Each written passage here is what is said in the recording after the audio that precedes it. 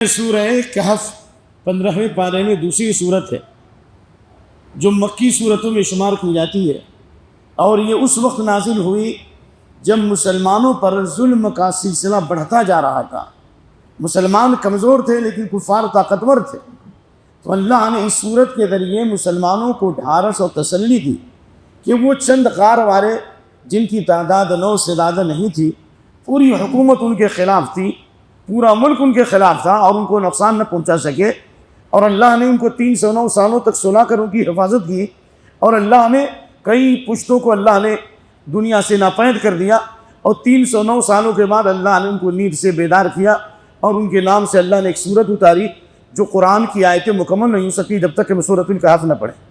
تو اس میں اشارہ ہے کہ آخری نبی کی آخری امت ہے، اگر ہم توحید پر قائم رہیں، دین پر ثابت قدم رہیں، تو دنیا کی کوئی طاقت ہمیں نقصان نہیں پہنچا سکتی، کیونکہ وہ غار والے تھے۔ انہم فتیۃ آمنوا بربہم وزدناہم ھدی، وہ چند نوجوان تھے جو اپنے رب پر ایمان لائے اور انہوں نے حکومت کے سامنے اعلان کیا کہ لن ندعو من دونہ الہا لقد قلنا اذا شططا، ہم اللہ کو ہی سجدہ کریں گے، کسی غیر کو سجدہ نہیں کر سکتے، ہم اللہ کو کے سامنے جھکیں گے، کسی غیر کے سامنے نہیں جھک سکتے۔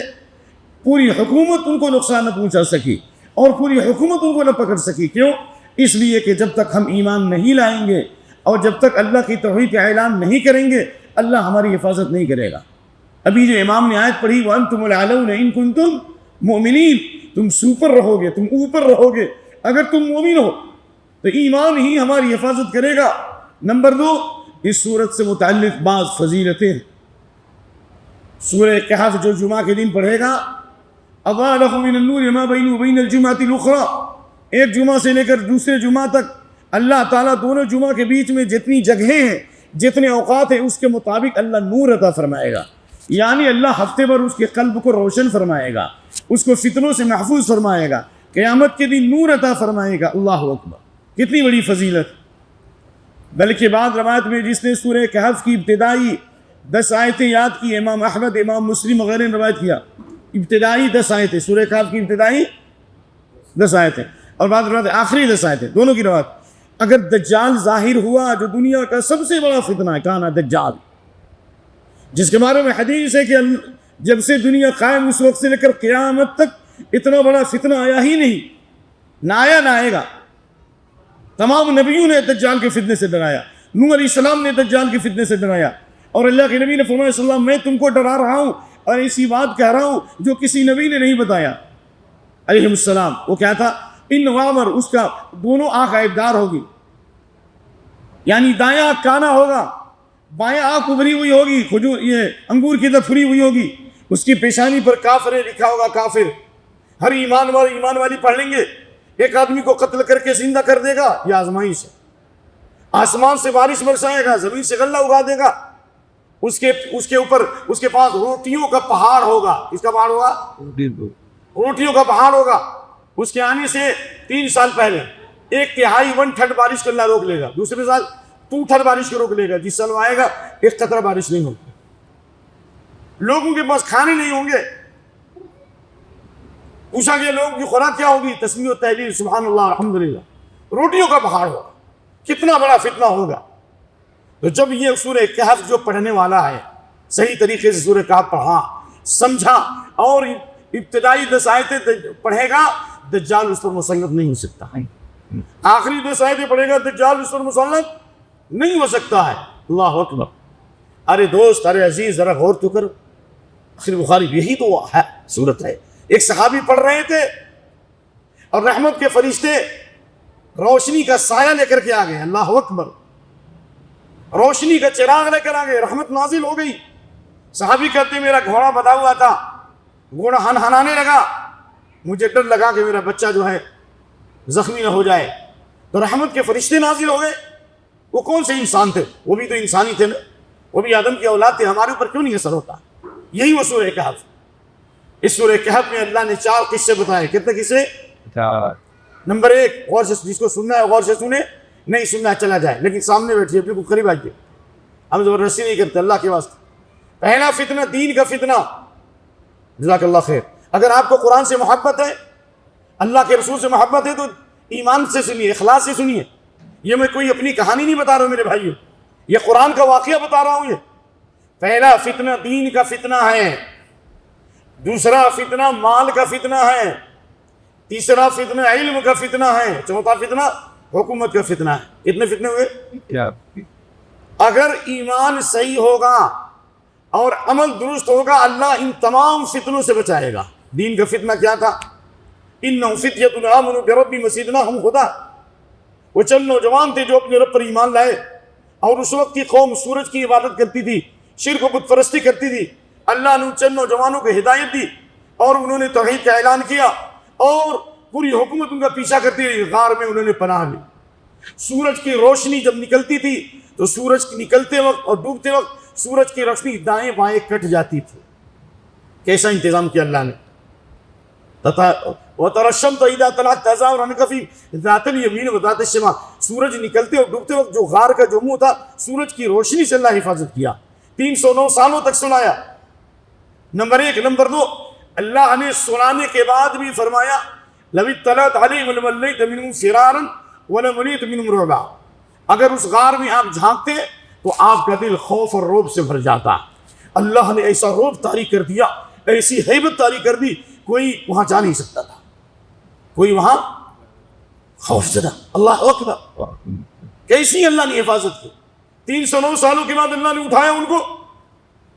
ایک نے کہا کہ لگتا ہے کہ ہم لوگ تھوڑے دن سوئے، ایک نے کہا کہ پورے دن سوئے، تیسرے نے کہا کہ اللہ کو زیادہ معلوم ہے. کہا فَابْعَثُوا أَحَدَكُمْ بِوَرِقِكُمْ هَٰذِهِ إِلَى الْمَدِينَةِ. یہ سکہ لے کر کے جاؤ کھانا لانے کے لیے، اور کھانا لاؤ تو نرمی سے بات کرنا ہوٹل والے سے، اور تمہارے بارے میں پتہ نہ چلے کہ تم دین کی حفاظت کے لیے بھاگے تھے.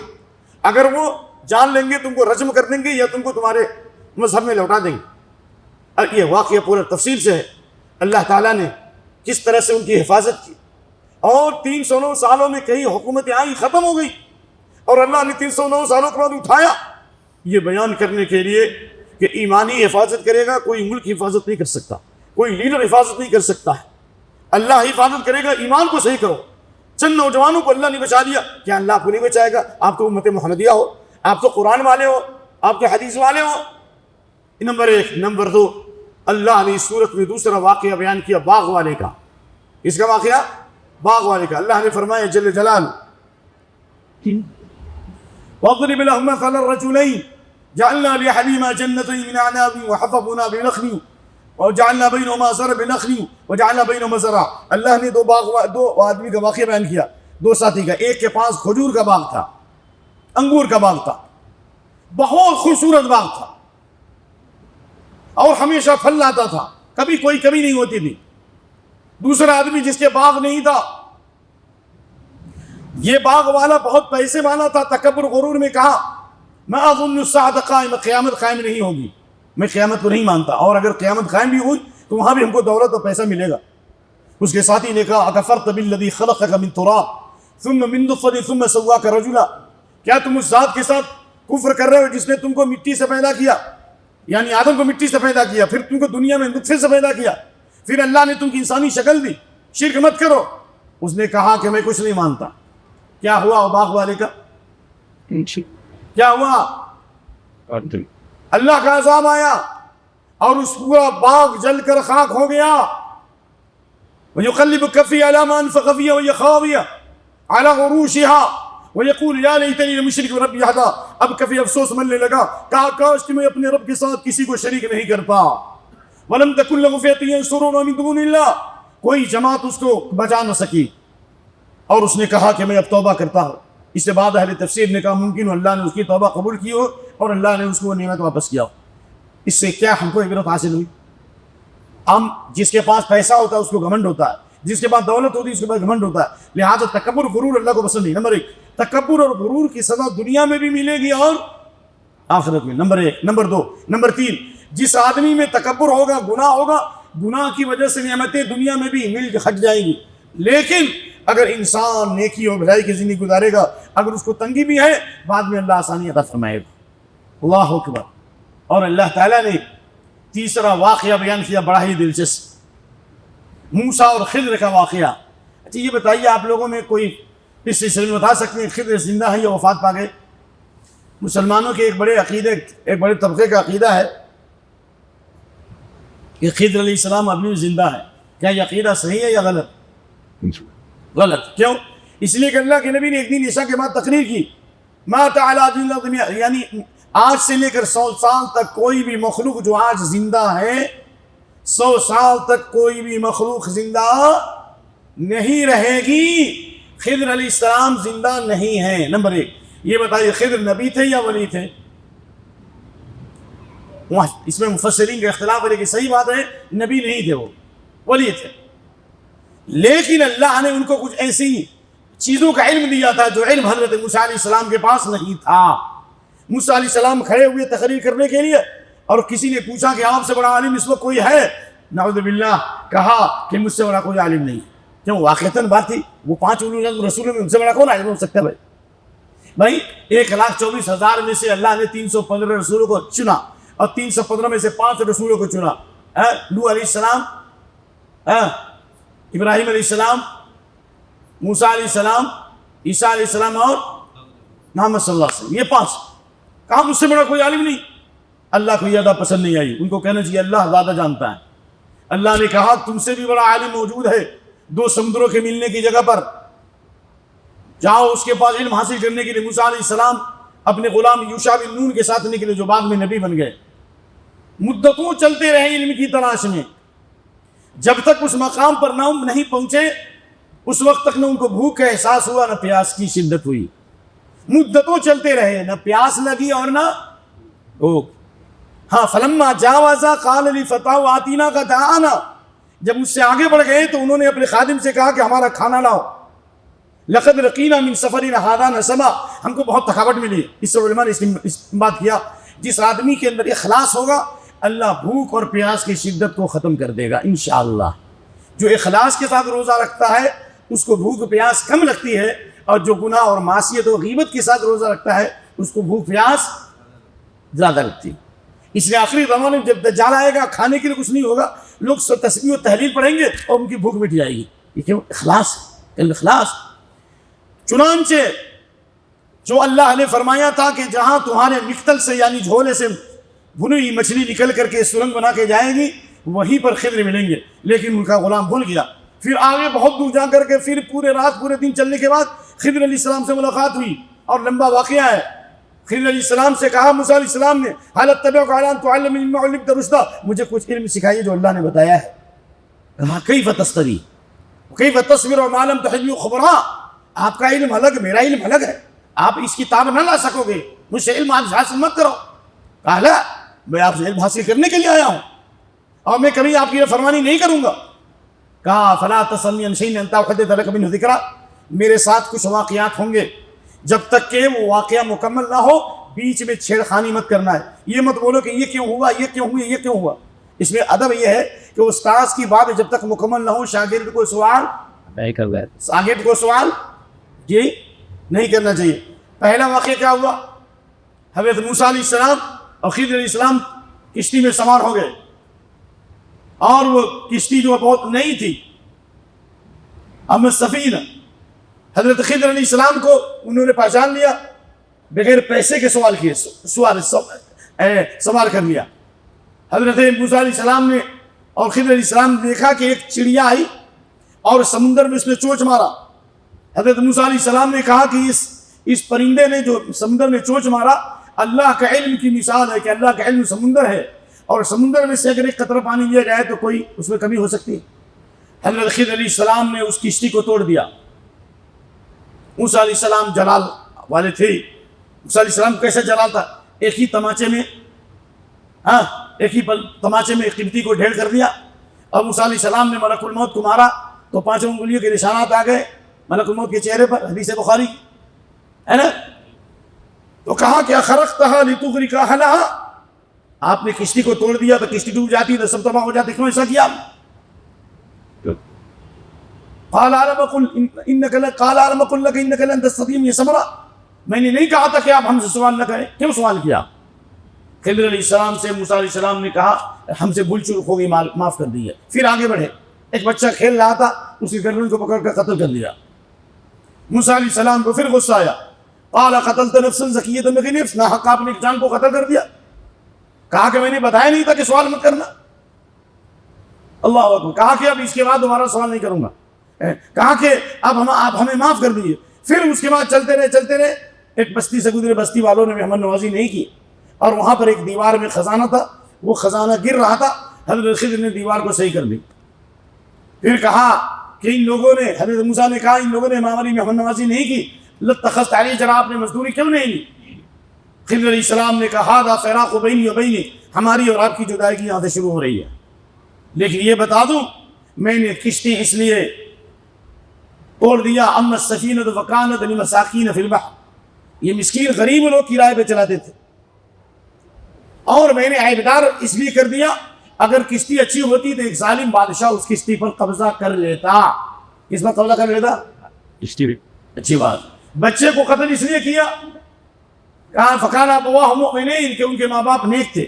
فخشینا ان یرہقہما طغیانا وکفرا, ہمیں ڈر ہوا کہ اگر وہ زندہ رہیں گے تو یہ لڑکا کافر ہو جائے گا, ماں باپ کو بھی کفر میں لوٹا دے گا, ماں باپ کے لیے فتنہ بن جائے گا. اولاد جب نافرمان ہوتی ہے تو ماں باپ بھی بھٹک جاتے ہیں, ماں باپ کے لیے بہت بڑی مصیبت ہوتی ہے. اور اولاد نیک ہو تو دنیا ہی میں اللہ تعالیٰ جنت کی مٹھاس عطا فرماتا, نہیں عطا کرتا.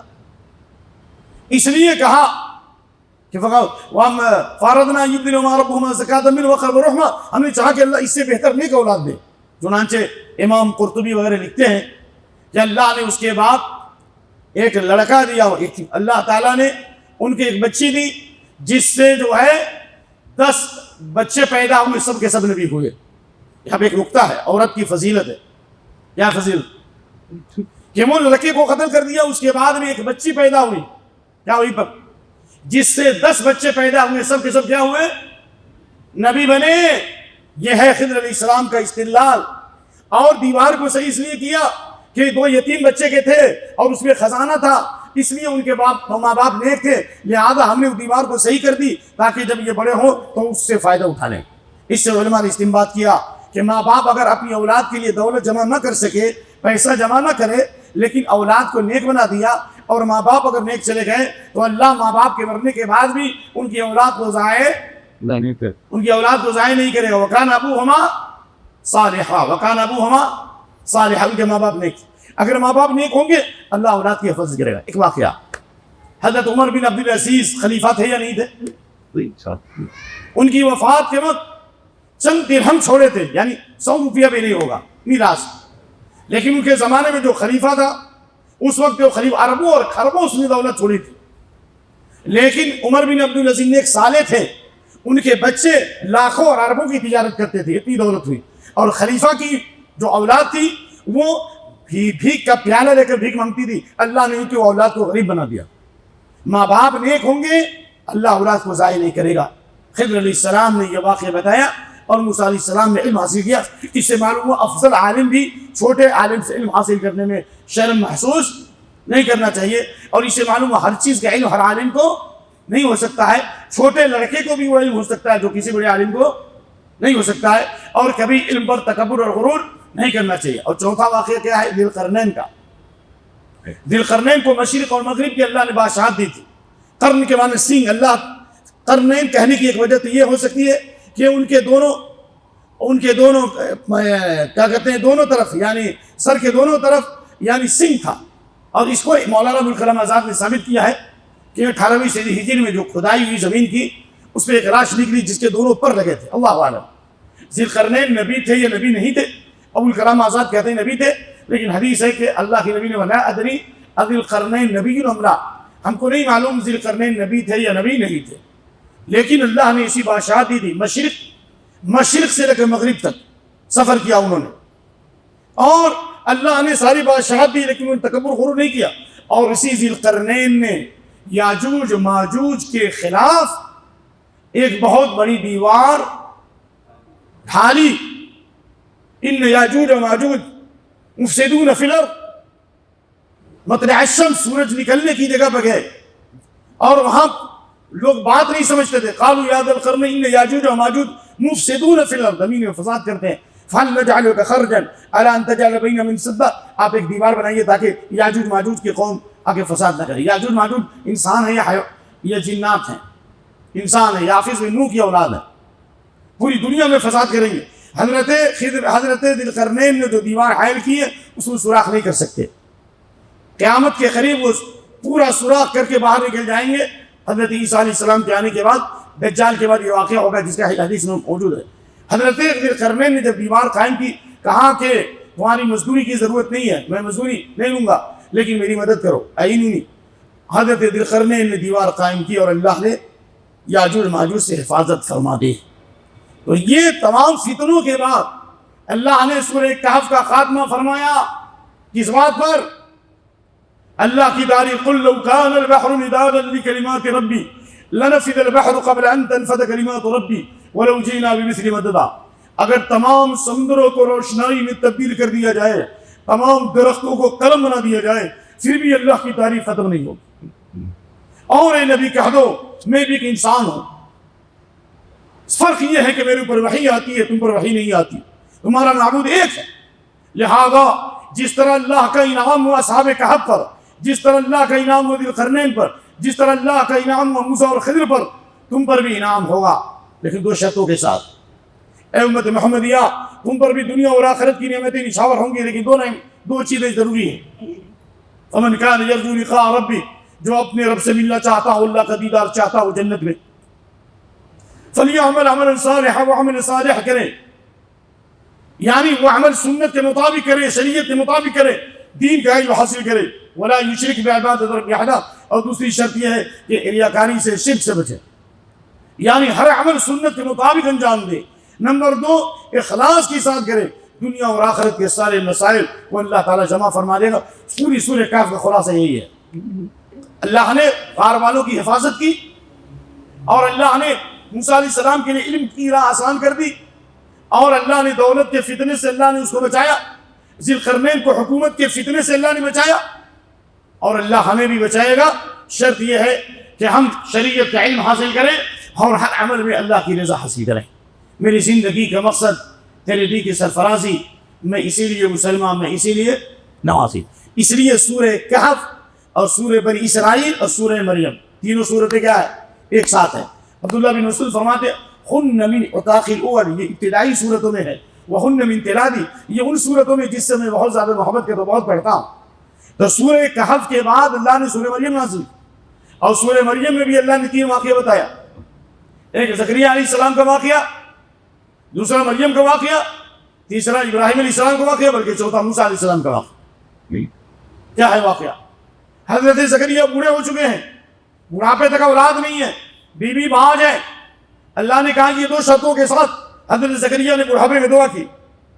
کہا انی خفت الموالی من ورائی وکانت امرأتی عاقرا, قال رب انی وہن العظم منی, ہڈی کمزور ہو گئی ہے, سر کے بال سفید ہو چکے ہیں, میری بیوی باج ہے, میرے پاس کوئی لڑکا نہیں ہے, میرے جو چچا زاد بھائی وہ بہت بے وفا ہیں, نبوت کی ذمہ داری کو سنبھالنے کا کوئی نہیں ہے, نیک اولاد عطا فرما. تو اللہ نے کیا کہا؟ یا زکریا انا نبشرک بغلام اسمہ, ہم تم کو بشارت دیتے ایسے بیٹے کی جس کا نام یحییٰ ہوگا. لم نجعل لہ من قبل سمیہ, ہم نے کبھی اس نام کا کوئی بیٹا, کوئی لڑکا اب تک پیدا نہیں کیا. اللہ اکبر. اور وہ سردار ہوگا, وہ برائیوں سے دور ہوگا, تقی و پرہیزگار ہوگا, اور وہ پاک صاف ہوگا. کیوں؟ حضرت زکریا نیک تھے, بیٹا بھی نیک. حضرت زکریا پاک تھے, بیٹا بھی پاک. حضرت زکریا صاف تھے, بیٹا بھی صاف. نمبر 1. نمبر 2, انسان کے سارے مسائل بھی ختم ہو جائے, لیکن اگر انسان اللہ پر توکل کرے اور بھروسہ کرے اور اللہ سے دعا کرے, اللہ تعالیٰ اس کو نیک اولاد دینے پہ قادر ہے. نیک اولاد دینے پر میں جانتا ہوں کئی لوگوں کو, میں کئی لوگوں اسی حیدرآباد میں, مہدی پٹنم میں, آپ لوگ ہی جانتے ہوں, 13-14 سال تک کوئی اولاد نہیں, اولاد کی کوئی امید نہیں, اور جب اولاد آنا شروع ہوئی تو لگاتار اولاد ہوتی رہی. میرے ایک حسین ہے, دکتور ہے, ڈاکٹر معلوم ہے نا, بڑے شیخ کو کہتے ہیں. ڈاکٹر نے کہہ دیا کہ بیوی کا رحم بالکل ختم ہے ہی نہیں, رحم ختم. لیکن عرفات میں دعائیں ہوئی, ہم غریبوں نے بھی دعائیں کی, اور دیکھیے اللہ تعالیٰ نے اولاد دی. ان اللہ علی کل شیء قدیر. تو حضرت زکریا کو اللہ نے بڑھاپے میں اولاد دے دی, اور وہ بیوی جو تھی اصلحنا لہ زوجہ, بیوی کو صحیح کر دیا اللہ نے, کہ رحم کے اعتبار سے بھی صحیح کر دیا, پھوڑ اور بد کلام تھی وہ بھی صحیح کر دیا اللہ. تو اگر ہم نیک سارے بنیں گے انشاءاللہ ہمارے بچے بھی نیک بنیں گے, ہماری بیوی بھی نیک بنیں گے. بچہ نیک نہیں ہوتا کیوں؟ اس لیے کہ شادی سے پہلے دعا کرو اور شادی کے بعد بھی دعا کرو, اللہ کو راضی کرو, میاں بیوی کے ملاقات کو دعا پڑھو, اولاد نیک ہو. اور اللہ نے حضرت مریم کا واقعہ بیان کیا یہ دیکھو نشانی، وہ بھی عبادت گزار تھی. کموں میں دنیا کے اندر بڑے بڑے باکمال مرد ہوئے، لیکن عورتوں میں چند عورتیں باکمال ہوئی. مریم بنت عمران اور فرعون کی بیوی آسیہ اور عائشہ کی فضیلت تمام کھانوں پر ایسے جیسے شدید کھانے کی فضیلت تمام کھانوں پر. اور بعض روایت میں حضرت خدیجہ اور حضرت فاطمہ 5 عورتیں ہے نا. تو حضرت مریم کو ان اللہ اصطفاک وطہرک، اصطفا کہہ رہا کائنات کی تمام عورتوں پر اللہ نے فضیلت دی حضرت مریم کو. اور شادی نہیں ہوئی، ان کی ماں نے نظر مانی تھی میرے پیٹ میں جو بچہ ہوگا میں اس کو بیت المقدس کی خدمت کے لیے وقف کروں گی، لیکن بچہ نہیں ہوا، بچی ہوئی. حضرت مریم نے ایک صالحہ تھی، پاک دامن تھی، اور اللہ رب العالمین نے وجعلنا وابنها آیۃ للعالمین، حضرت مریم کو ان کے بیٹے کو اللہ نے پوری دنیا والوں کے لیے نشانی بنا دی. بغیر شوہر کے حملہ ہو گئی، حضرت جبریل علیہ السلام نے ان کے گریبان میں رفعہ حملہ ہو گئی، اور وہ پورا واقعہ سورہ مریم کے اندر موجود ہے، کیسے کیسے وہ حمل ہوا اور کس طریقے سے اللہ نے بے موسم کا پھل دیا. پھل دیا کہ نہیں دیا؟ اللہ نے کہا کہ درخت کو ہلاؤ، بے موسم کا پھل آ رہا ہے. اس میں اشارہ اسباب اختیار کیے بغیر روزی نہیں ملتی. آپ بیٹھے بیٹھے اے اللہ روزی دے روزی دے، ایسا نہیں ہوتا. اے اللہ اولاد دے، شادی نہیں کرو گے اولاد کہاں سے آئی؟ تو کہا کہ کھجور کو ہلاؤ تازہ پھل آئے گا، اسباب اختیار. اور اللہ نے یہ خصوصیت دی کہ جب عیسیٰ علیہ السلام پیدا ہوئے اور جب ان کی قوم نے الزام لگایا یا ما کان ابوک امرؤ سوء، تم تیرا باپ خراب نہیں تھا اور تیری ماں زانیہ نہیں تھی، یہ بیٹا کہاں سے آ گیا؟ انہوں نے اشارہ کیا.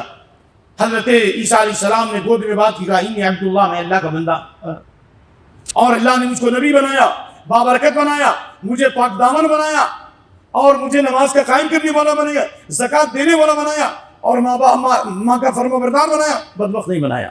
والسلام علی یوم ولدت، جس دن میں پیدا ہوا اس دن بھی سلام تھی، جس دن میں مروں گا اس دن بھی سلام تھی، اور جس دن میں اٹھائے جاؤں گا اس دن بھی سلام تھی. یہ اللہ نے نعمت حضرت مریم کو کیوں دی؟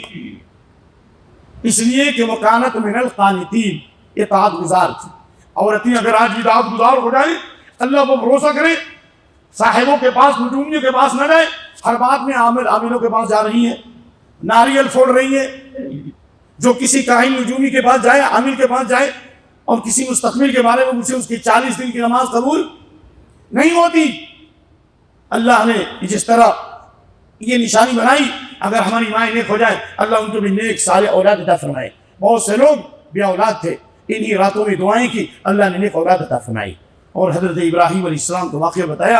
ابراہیم علیہ السلام اکیلے توحید پر تھے، باپ کو کتنے میٹھے انداز میں دعوت دی، اے میرے ابا جان آپ ایسوں کو کیوں پکارتے جو نہ سن سکتے، نہ دیکھ سکتے، نہ آپ کے کام آ سکتے؟ آپ شیطان کی پیروی مت کرو، میرے پاس علم آ گیا ہے. باپ نے کہا تم یہاں سے بھاگ جاؤ، نہیں تو تم رجم کر دوں گا، ہاتھ پاؤں توڑ دوں گا. حضرت ابراہیم علیہ السلام نے میٹھے انداز میں باپ سے کہا کہ میں آپ کے لیے مغفرت کی دعا کرتا رہوں گا جب تک اللہ منع نہ کرے. لیکن جب اللہ نے منع کر دیا تو باپ کے لیے مغفرت کی دعا چھوڑی. یہاں ایک پوائنٹ ضرور یاد رکھیے اور سے سن کے جائیے. فلما اعتزلهم ایک وما يعبدون من دون الله وهبنا له اسحاق ويعقوب كلا جعلنا نبيا. اللہ اکبر. ابراہیم علیہ السلام نے پوری قوم کو چھوڑا، ایک ملک سے ہجرت کی، ماں باپ کو چھوڑا، وطن کو چھوڑا، سب کو چھوڑا، شام چلے گئے. اللہ نے اسحاق بھی دیا اور یعقوب بھی دیا، اور اللہ نے سب کو نبی بنا دیا، اور اللہ تعالیٰ نے نبوت کا سلسلہ جاری کر دیا، قیامت تک ان کا ذکر خیر کر دیا. شرک کرو گے کبھی کامیاب نہیں ہوگے، شرک کرنے والوں کی مجلس میں بیٹھو گے کبھی کامیاب نہیں. توحید پر ہو، اپنے دین اور ایمان کی حفاظت کرو، جس طرح صحابہ کہف نے حفاظت کی. آپ چلے جائیں گے لیکن دنیا والے قیامت تک آپ کو یاد کریں گے، اللہ آپ کی اولاد کو نیک بنا دے گا اور آپ کا ذکر خیر ہوتا رہے گا. یہ چند واقعات میں اللہ تعالیٰ نے ہمیں عبرت رکھی ہے. اور دیگر انبیاء کے بھی موسیٰ علیہ السلام مخلص تھے، اللہ کے رسول تھے اور اللہ کے برگزیدہ تھے. اللہ نے ان سے ہم کلامی، اللہ نے ان سے کلام کیا، اللہ کی باتیں سنی، اللہ نے ان کے اوپر جو ہے توریت نازل کیا اور توریت لکھ کر کے اللہ تعالیٰ نے دیا. اللہ اکبر. ان انبیاء کرام کو اللہ نے فضیلت دی، لیکن ان کے بعد ایسے نااہل پیدا ہوئے جنہوں نے خواہشات کی پیروی کی، نمازوں کو ضائع کر دیا. وہ جہنم کے طبقے میں جائیں گے جس کا نام غیظ ہے، یعنی جہنم کی کھائی میں گریں گے. اور اللہ نے سورت کے آخری تک پلسرات کا واقعہ بیان کیا ہے. وَإِن مِّنكُمْ إِلَّا وَارِدُهَا، ہر ایک کو پلسرات سے گزرنا ہے. تلوار سے زیادہ تیز، بال سے زیادہ باریک ہے. انبیاء بھی وہاں سفارش نہیں کر سکتے. انبیاء بھی پل صراط کے دونوں کنارے ہوا کریں گے یا رب سلم یا رب سلم، اے ہمارے رب سلامتی نازل فرما. ایمان و عمل کے پیکر ہوگے، اخلاص ہوگا، بجلی کی رفتار میں، ہوا کی رفتار میں، گھوڑے کی رفتار میں دوڑتے ہوئے گزر جائیں گے. اور جو خواہشات اور غلام کے غلام تھے، گناہ اور معصیت میں ڈوبے تھے، وہاں آہنی کاٹے ہیں. کیا ہے؟ کاٹے ہیں، آہنی کاٹے ہیں جو پاؤں پکڑ کر جہنم میں گرا دیا جائے گا. اندھیرا ہی اندھیرا ہوگا، وہ رونوں کی آواز آئے گی. ایمان والوں کا نور شروع سے لے کر آخر تک آئے گا، منافقوں کا نور بیچ پل صراط پر بجھ جائے گا. ایمان والے دعا کریں گے ربنا اتمم لنا نورنا، اے ہمارے رب ہمارے نور کو مکمل کر دے. اللہ اس نور میں ان کا راستہ پار کر دے گا اور منافقوں کا نور بجھ جائے گا. ایسا نہ ہو کہ ہمارا بھی وہی حال نہ. اس واقعے میں اور اس صورت میں ہمارے لیے عبرت و نصیحت ہے. اللہ سے دعا ہے کہ اللہ ہم کو اور آپ کو پورے قرآن پر غور و فکر کرنے کی توفیق عطا فرمائے، اور جو بتایا گیا ہے اس سے ہمیں جو عبرت و نصیحت حاصل ہوتی ہے اس پر عمل کرنے کی توفیق دے. سب سے پہلی نصیحت کیا حاصل ہوتی ہے؟ ہمیں خوب قرآن پڑھنا چاہیے اور اس پر غور و فکر کرنا چاہیے. نمبر 1. نمبر 2. اصحاب کہف کے واقعے پر غور و فکر کرنا چاہیے، اور ہمیں بھی اللہ تعالیٰ سے ثابت قدمی کا سوال کرنا چاہیے. اصحاب کہف نے جو دعا کی تھی وہ دعا ہمیں بھی یاد رکھنی چاہیے. بہت آسان ہے. ربنا آتنا من لدنک رحمہ وہیئ لنا من امرنا رشدا. پھر سے پڑھیے ربنا آتنا من لدنک رحمہ وہیئ لنا من امرنا رشدا. ربنا آتنا من لدنک رحمہ وہیئ لنا من امرنا رشدا. اے ہمارے رب اپنی طرف سے رحمت عطا فرما اور ہمارے معاملے کو صحیح کر دے. بہت بہترین دعا ہے. ایک تو ہو گیا. دوسرا، باغ والے سے یہ ہم پہ عبرت نصیحت ہوتی ہے کہ کبھی بھی دولت اور پیسہ ہے تو کہہ کر سے ماشاء اللہ ولا قوت الا باللہ. اس نے نصیحت کی کہ جو تم نے اپنے باغ کو کھجور کو دیکھا تم کو ماشاء اللہ نظر نہیں لگے گی. انسان کی اپنی بھی نظر لگ جاتی ہے، اپنے بیٹے پہ بھی نظر لگتی ہے، اور اپنی نظر اپنی اولاد پر، اپنے مال و اسباب پہ لگتی ہے. ماں خود اپنے اولاد کو دیکھے، اپنے مال کو اولاد کو دیکھے کہہ کر ماشاء اللہ لا قوت الا باللہ. اور دوسروں کو دیکھیں اور وہ ان کی خوبصورتی پسند ہو، ان کا مال پسند ہو تو بارک اللہ کا نفع.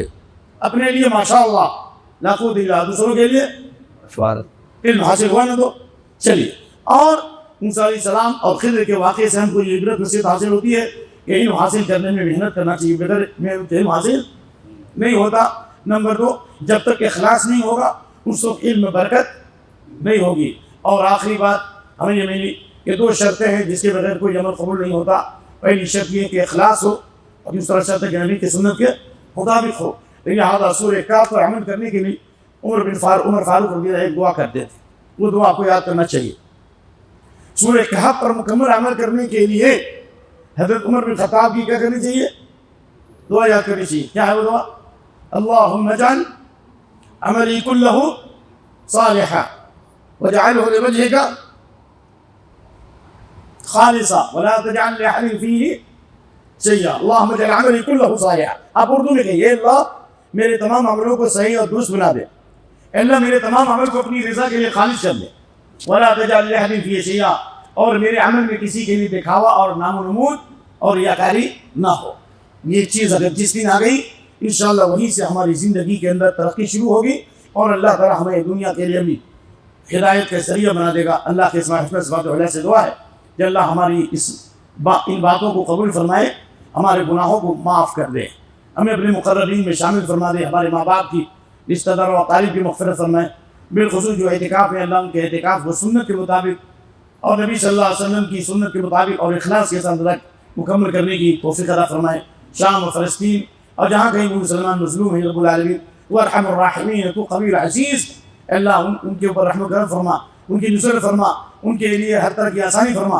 اور اللہ یہود کا ساتھ دینے والی جو ظالم طاقتیں ہیں اللہ جس نے فرعون کو، حامان کو، قارون کو اور عاد اور سمود کو تباہ کیا، اللہ ان لشکروں پر اپنے آسمانی لشکروں کو، اپنے زمینی لشکروں کو مسلط کر ہم غریبوں کی دعائیں قبول فرما دیں. مسجد اقصیٰ کی بازیابی عطا فرما، وطن عزیز کی حفاظت فرما. یہ وہ دعائیں ہیں جو ہمارے لیے اس وقت کرنا بہت ہی ضروری ہے، اپنے لیے، ماں باپ کے لیے، رشتہ دار و اقارب کے لیے. سبحان ربک رب العزۃ عما یصفون وسلام علی المرسلین والحمد للہ رب العالمین. والسلام علیکم ورحمۃ اللہ وبرکاتہ.